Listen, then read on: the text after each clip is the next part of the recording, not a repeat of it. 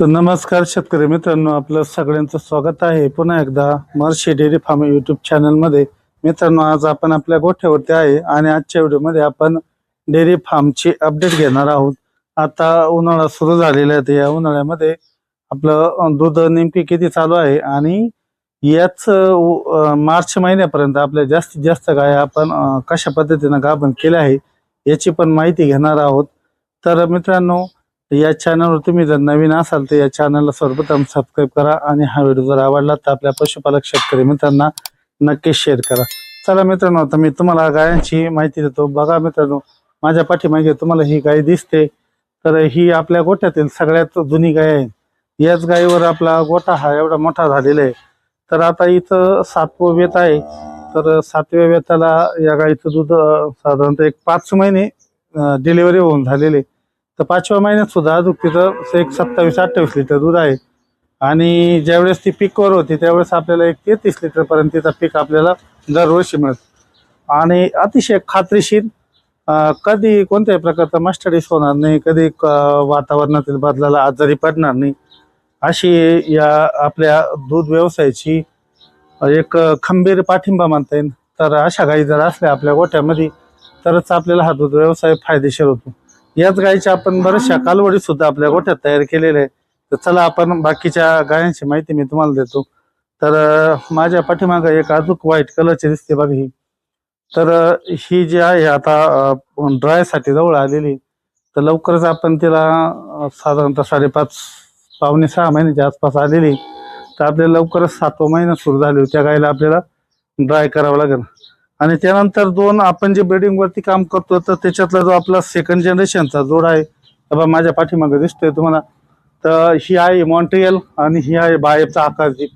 आता दोन्ही पण भरलेले आहे. मॉन्ट्रियलला थोडंसं आपल्याला त्रास दिलेला आहे, परंतु आकाशदीप आता सध्या एक 2.5 महिन्याच्या आसपास प्रेग्नेंट आहे.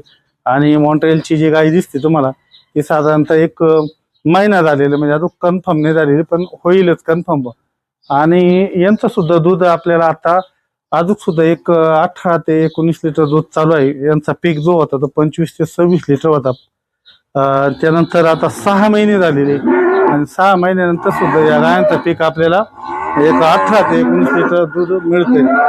आणि त्यानंतर बघा आता या बाजूने एक परत व्हाईट कलरची गाय आहे, ती पण दाखवतो तुम्हाला. ही पण गाय दिसते माझ्या पाठीमागं तुम्हाला. तर ही पण आता ड्रायला आलेली.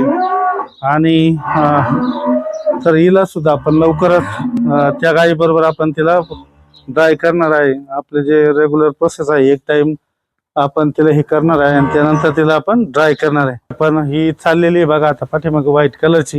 ही ABS चाम सिमेंटची आहे आणि हिला आपण NDDVचा 50,362 या बुलना प्रेग्नेंट केलेली. आपण या वर्षी आहे ना NDDVचा हा 362 बुल आहे ना, हाच सगळा आपण वापरलेला आहे.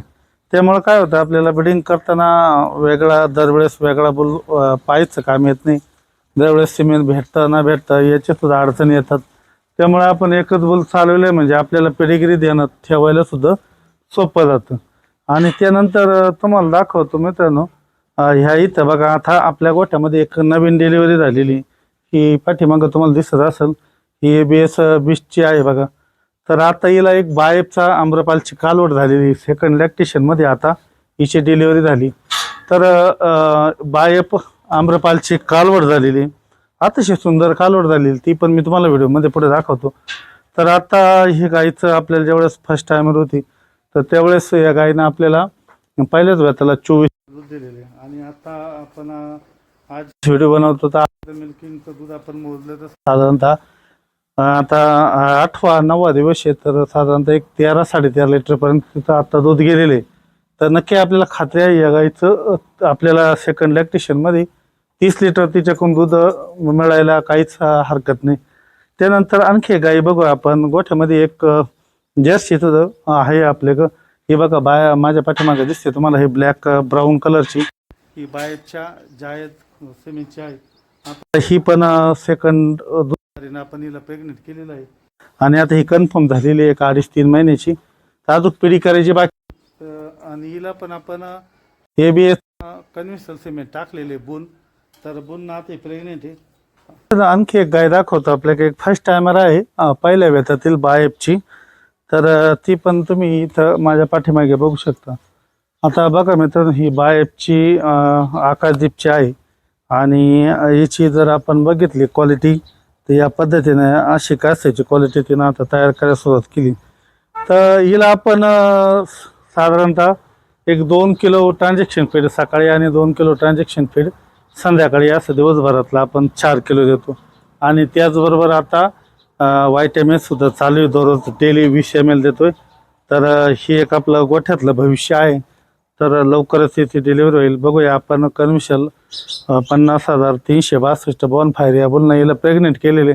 बघूया कालवड गोरं काय होतंय नेमकी कळण येणाऱ्या काळामध्ये. आणि त्यानंतर एक आणखी आहे गाभण गाई, आता ती पण व्यायला आहे. तर तुम्हाला ती पण दाखवतो. ही बघा पाठीमागं. तर ही आपण जी बघितली तर तिची ती आई आहे, फर्स्ट टायमरची कालवड आहे. आणि ही सुद्धा आता 9वा महिना याला चालू आहे. दोघी मायलेकी या संगच आहे. आणि त्यानंतर आता इथं खाली एक बसलेली बघा, ही पण एक 50,061 सिमेंटची आहे.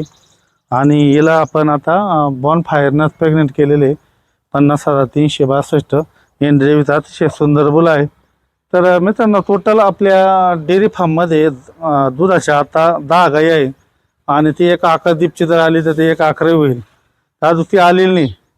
तर आपल्या आता गोठ्यामध्ये साधारणतः त्या 2 गाय आपल्या जवळपास ड्रायला जवळ आलेल्या आहे. आणि टोटल अशा 3 गाय आपल्या 7 ते 8 गायांमध्ये आता एक 150 लिटर प्लस दूध चालू आहे. तर हा जो 150 आकडा आहे तर आपण वर्षभर मेंटेन ठेवण्याचा प्रयत्न करतो, जेणेकरून आपल्या डेअरी फार्ममध्ये एकदमच आपण एक 200-250 लिटर दूध घालायचं आणि त्यानंतर एक 30-40 लिटरवर यायचं. तर हा डेअरी फार्म मॅनेज करायला खूप अवघड जातं. त्यामुळं आपलं एक उद्दिष्ट असतं का आपण वर्षभर आपलं कमीत कमी 120-130 लिटरच्या खाली दूध आलं नाही पाहिजे. तरच आपल्याला या दूध व्यवसायाचं जे सायकल असतं चाऱ्याचं, पशुखाद्याचं आणि इतर जो खर्च येतोय त्याचा खर्च मॅनेज करण्यासाठी आपल्याला एवढं दूध तर कंटिन्यू ठेवावंच लागतं. आता बरेचसे जे डेअरी फार्ममध्ये दूध उत्पादक एकदम 4-5-6 गाई जर वेल्या तर त्यांचं 200-250 लिटर दूध पण चालतं. तर आपलं तसं मॅनेजमेंट नाही. आपलं नियोजन असं असतं वर्षभर आपलं 130-140 लिटरच्या पुढं दूध चाललं पाहिजे. कमीत कमी 130-40 लिटरचा आकडा आपला वर्षभर हा राहतो म्हणजे राहतोच. त्यामुळं आपल्याला आर्थिक जी अडचण म्हणतो ती कोणत्याही प्रकारची येत नाही. तर ह्याच काही राहत आहे ज्या गोष्टी आपण अनुभवानं शिकतो. तर मित्रांनो, आता आपण गायांची माहिती घेतलेली आहे. अजून एक कालवड आहे बायफच्या आम्रपाल सिमेची. तर ती पण आपण बघूया. आता हे बघा माझ्या पाठीमागे इथं तुम्हाला दिसन, ही बायफची बघा आम्रपालची कालवड आहे. जी आपण ABS बिस्ट बघितली तर तिची पहिल्या वेताची कालवड आहे. तर आता बघा, आता हिना सुद्धा एक मास केलेलं आहे.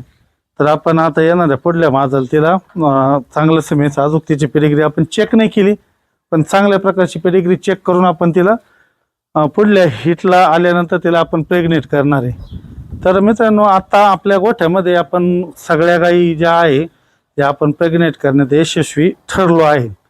आता पुढे जो उन्हाळा सुरू होते त्या उन्हाळ्यामध्ये फक्त आता ज्या नवीन वेली आणि 1 ते 2 गायी फक्त आपल्या ज्या आता अर्ली लॅक्टेशनच्या आहे तेवढंच बाकी. नाही तर टोटल गायी आपण आता प्रेग्नेंट केलेल्या आहे. काही सोडायला आलेल्या आहे, काही वेळेला आलेल्या आहे.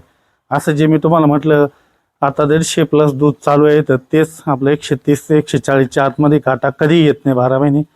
त्यामुळं मित्रांनो, आपण या पद्धतीनं आपल्या मर्श डेअरी फार्मवरती काम चालू असतं. चला, तुम्हाला आता ABSची जी बिस्टची सेकंड लॅक्टेशनची गाई वेली आहे तर तिची कालवड पण दाखवतो. ही बायफच्या आम्रपालची आहे, जी आपण ABS बिस्टची सेकंड लॅक्टेशनची गाय बघितली. आणि त्याच गायची तुम्हाला पहिल्या वेतातली सुद्धा आपण आम्रपालचीच कालवड झालेली. आता ती 12 महिन्याची पुढे झालेली हिटवर आलेली. आणि त्यानंतर आपल्याला दुसरी त्या गायकडून एक बायफ आम्रपालची कालवड मिळाली. तर मित्रांनो, आता हे आपल्या डेअरी फार्मचं भविष्य आहे. आता हिला आपण सकाळी 3 लिटर आणि संध्याकाळी 3 लिटर असं दिवसभरात आपण 6 लिटर दूध पाजतोय. आता 7व्या दिवशी आपण जे पिपरेजिन आहे त्यांना इथं डिवर्मिंग करून घेतलं. त्यानंतर आपण महिन्यासुद्धा कालवडीचं जे शेड्यूल असतं त्या पद्धतीनं आपण तिथं डिवर्मिंग करून घेणार आहे. तर मित्रांनो, आजच्या व्हिडिओमधली माहिती तुम्हाला कशी वाटली नक्की कॉमेंट करून सांगा आणि हा व्हिडिओ जर आवडला असेल तर आपल्या पशुपालक शेतकरी मित्रांना नक्की शेअर करा। भेटूया अशाच एक माहितीपूर्ण व्हिडिओमध्ये, तोपर्यंत धन्यवाद।